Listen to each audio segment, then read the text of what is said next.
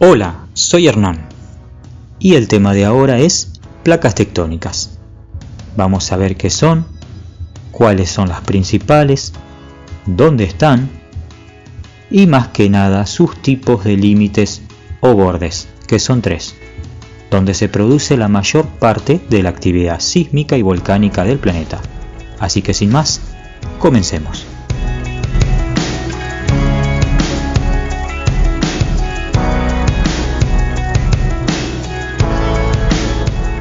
Bien, ¿qué son las placas tectónicas?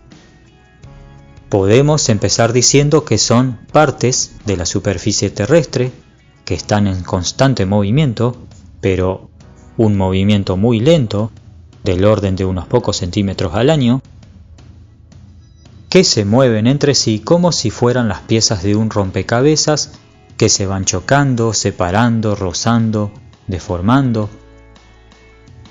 Es decir, que son fragmentos de las capas más superficiales de la Tierra, como la corteza y la litósfera que la contiene, que flotan a su vez sobre una capa inferior llamada astenósfera, una capa de roca parcialmente fundida, que se suele decir una capa plástica. A ver, repasemos brevemente las capas de la Tierra.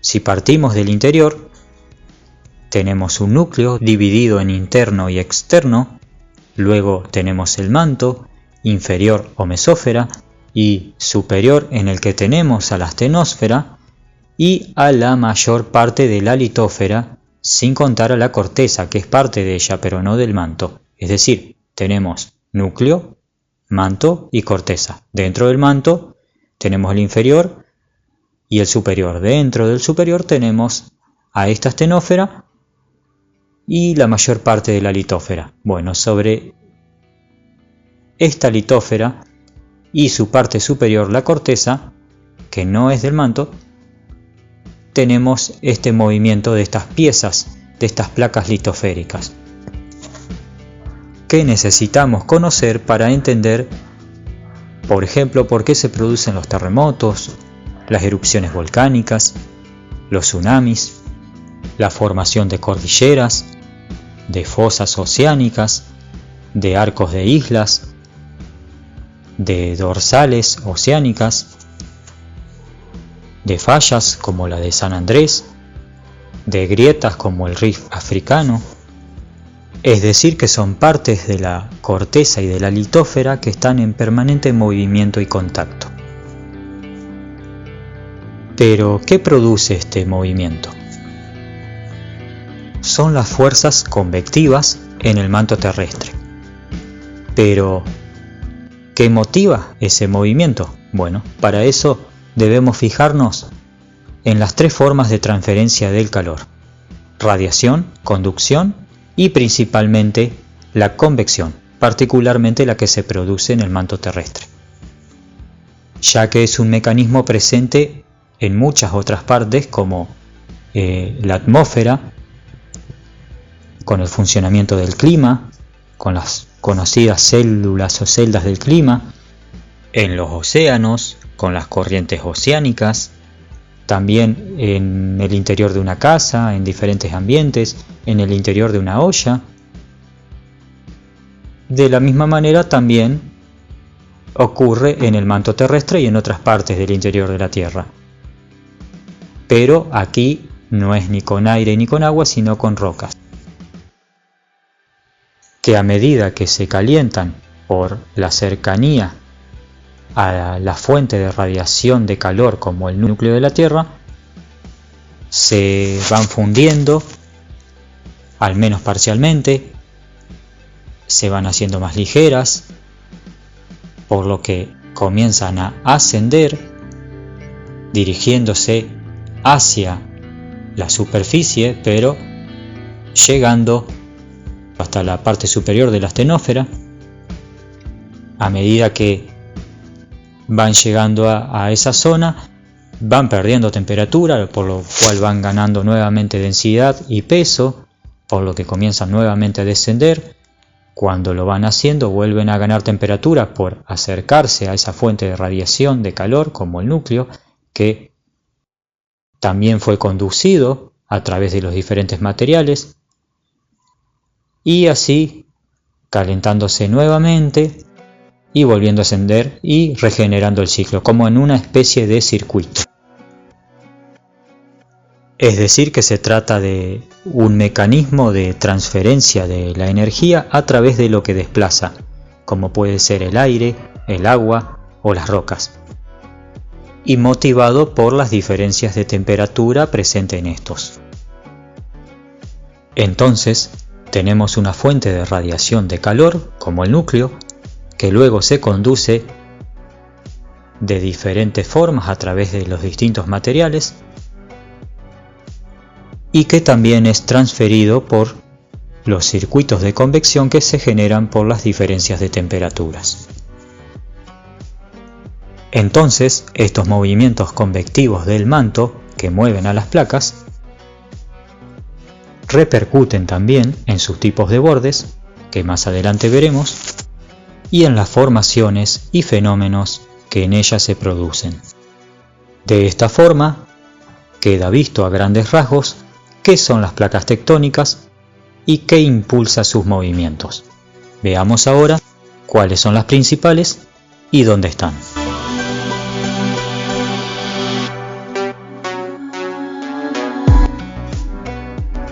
Veamos entonces cuáles son las principales placas, que son unas 14 o 15. Sobre todo hay 7 placas mayores que son las más grandes, que en el mapa se pueden ver sus nombres rodeados en color naranja en forma de rectángulos.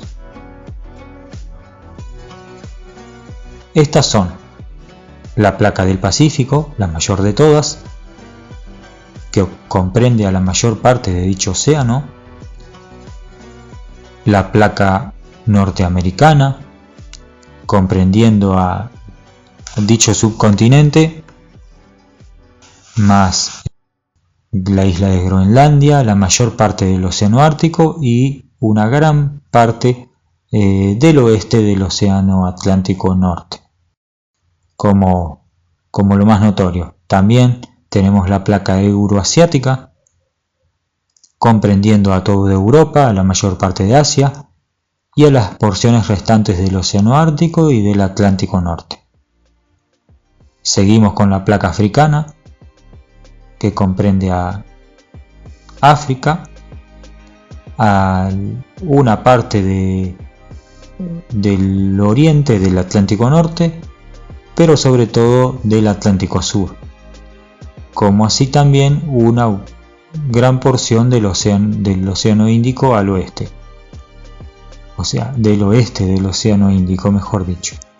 Tenemos también a la placa sudamericana, comprendiendo a Sudamérica y a la parte occidental del océano Atlántico Sur principalmente. Nos quedan así las últimas dos de estas grandes placas. Una es la australiana,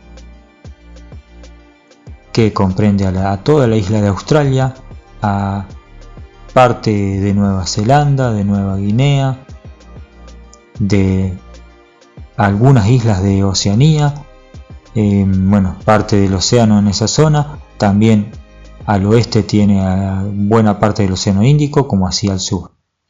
Nos queda por último la Antártica, que comprende a la Antártida, al océano Antártico y, como pueden ver, una porción del Índico y también del Pacífico debajo de la placa de Nazca. Es importante recordar, yo dije que la del Pacífico es la mayor de todas y si miran el mapa por ahí no aparece. Pueden parecer la norteamericana o la euroasiática más grandes. Recuerden que esto es una esfera pasada a un plano y eso tiene unos cuantos problemas que veremos en un video posterior de proyecciones y cuáles son los diferentes problemas que se presentan. Pero un ejemplo que suelo decir es que miren la isla de Groenlandia y piensen qué les parece, porque si se fijan, en los mapas suele verse del tamaño de Sudamérica, como en este. Sin embargo, es del tamaño de México. es conocido que las zonas más alejadas del ecuador son más estiradas, si bien las formas se conservan, no así los tamaños. Pero en fin, me queda mencionar a las restantes placas, entre las que destacan la de Nazca, la de la India, pero también tenemos a la filipina, a la arábiga, a la del Caribe, a la de Cocos, a la de Juan de Fuca y a la de Scotia. Placas que a veces suelen nombrarse como secundarias, a diferencia de las 7 placas mayores que había nombrado primero. En el mapa también se puede ver que hay una serie de subplacas como la de Ojotsk, la de Amuria, la de Sonda y la somalí. Así también tenemos un número importante mayor a estos. Se calcula que son al menos unas 50 o 60 microplacas que van completando el movimiento entre las placas mayores, van reajustando esos movimientos. Ejemplos pueden ser, si no recuerdo mal, la de la isla de Pascua y también la de Juan Fernández en la dorsal de Nazca.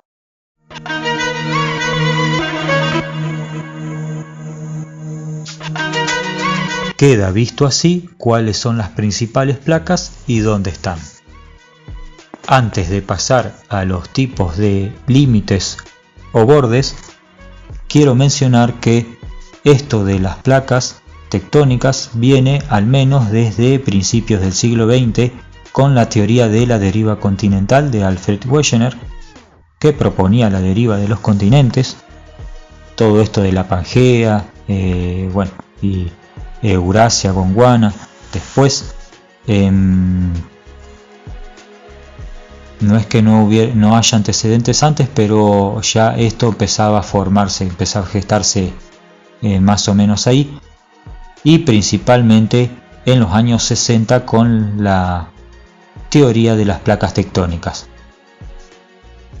que fue ayudada por dos hechos fundamentales, pero sobre todo uno, que fue un gran terremoto, el más grande registrado, que fue en el año 1960 el terremoto de Valdivia, en el centro-sur de Chile.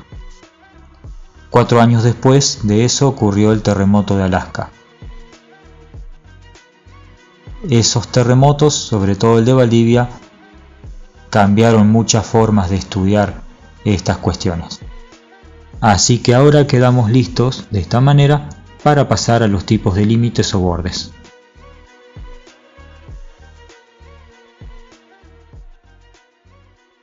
Antes de hablar de los tipos de límites entre las placas, quiero corregir un error de recién cuando hablaba de la deriva continental y mencionaba el supercontinente Pangea y a los posteriores la Eurasia y Gondwana. Bueno, en lugar de decir la Eurasia dije Eurasia. Ese fue el error, así que